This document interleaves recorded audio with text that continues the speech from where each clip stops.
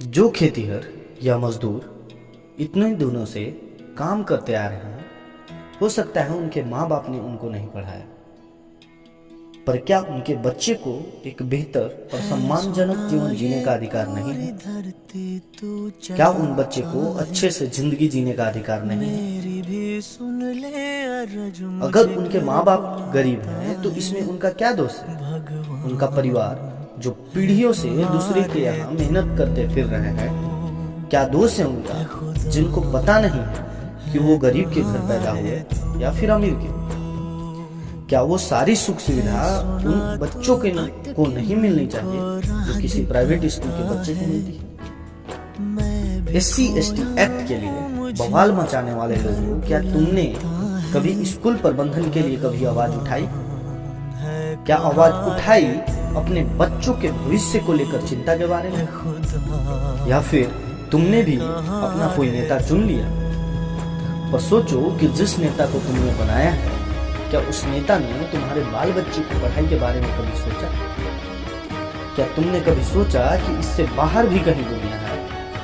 वो नेता जिसे तुमने बनाया है, वो अपनी तिजोरी भरने में बस लग चुका है और फिर से अपने भाई भतीजावाद के चक्कर में आ चुका है। हो सकता है कि अभी आपको उस नेता से फायदा हो, पर कब तक? अगले कुछ महीनों या सालों तक? पर अगर अभी आपने अपने बच्चे को पढ़ा लिया तो फिर कम से कम उसकी पीढ़ी सुधर जाएगी, या फिर किसी पर निर्भर तो नहीं रहेगा और अपने हक की मांग कर पाएगा। हमने कुछ लोगों से इसके बारे में जानने की कोशिश की तो पता चला कि स्कूल में तो पढ़ाई ही नहीं होती।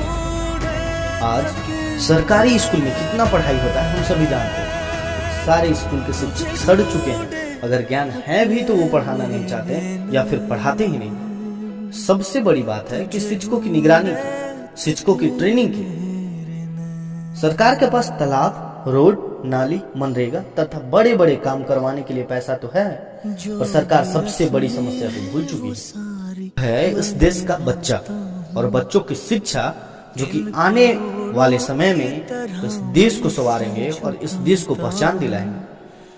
अभी मैं इतने दिनों से गांव में और गांव घूम रहा हूं। मैं पूछता हूं कितने वीडियो, कितने सीओ, कितने IAS अधिकारी इस लॉकडाउन में उन मजदूरों और खेतीहरों की समस्या जानने गांव में आए। मैं पूछता हूं उनसे जो मजदूर केरल में 10 महीने से फंसे हैं और उसका मालिक उसको पैसा नहीं दे रहा है। उस मजदूर के घर वालों के बारे में किसी ने सोचा? क्या सोचा किसी ने उस मजदूर के बारे में जो गांव आने के लिए आतुर है पर आ नहीं पा रहा? प्रश्न यह है कि जो मजदूर आज केरल में, महाराष्ट्र में, हैदराबाद में या अन्य जगह में काम करता फिर रहा है, वो भी तो कभी बचा था। वो भी आप ही के सरकारी स्कूल में पढ़ा था, तो फिर वो झारखंड और बिहार छोड़कर क्यों चला गया? क्यों आपने उसे जाने दिया? क्यों आपने उचित संसाधन नहीं दिए? क्यों आपने उस 17 या 18 साल के बच्चे को घर से बेघर कर दिया? क्यों आपने उसे उचित शिक्षा प्रदान नहीं किया? क्यों आपने बस खिचड़ी, भात और साइकिल के लिए स्कूल बुलाया? क्यों आपने उन्हें खेल में प्रोत्साहन नहीं दिया? क्यों आपने उन्हें अकेला छोड़ दिया?